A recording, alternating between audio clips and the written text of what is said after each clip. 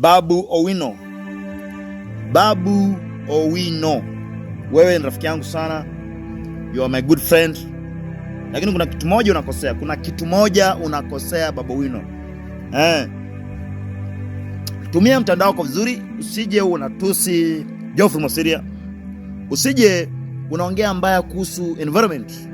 Nairobi na work environment iko sawa kabisa, na Geoffrey Mosiria ni chief officer for environment, anachapa kazi kwa bidii.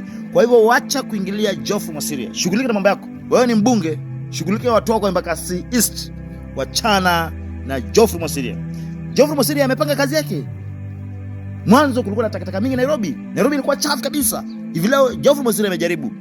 Waswahili wanasema vipi, fumba mfumbia mjinga na mwenye macho haambii tazama. Bwana vipi? Babu Owino, tafadhali, you're my best friend. Stop that.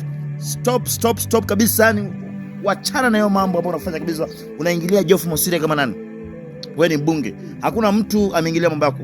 Hakuna mtu ameingilia masuala ya Embakasi East. Tafadhali nakuomba tafadhali achana kabisa kumwingilia Geoffrey Mosiria. Geoffrey Mosiria anamsimama na ni kijana ambaye kweli anajituma zaidi. Na hakuna kijana ambaye anajituma kama Geoffrey Mosiria. Kwa hivyo hata kiti MP ni ndogo sana kwa Geoffrey Mosiria. Ni kiti ndogo sana, ni kiti ndogo kwa Geoffrey Mosiria. Kwa hivyo makinika na ujue kwamba rafiki yangu Geoffrey Mosiria anahitaji heshima tu peke yake. Na Geoffrey Mosiria huwa chokozi mtu. Haya, mimi nimeongea, unajua mimi wasongi mingi. Ani machache nakwambia Babu Owino, stop kabisa. Koma kabisa ndugu yangu. Rafiki yangu, koma kabisa.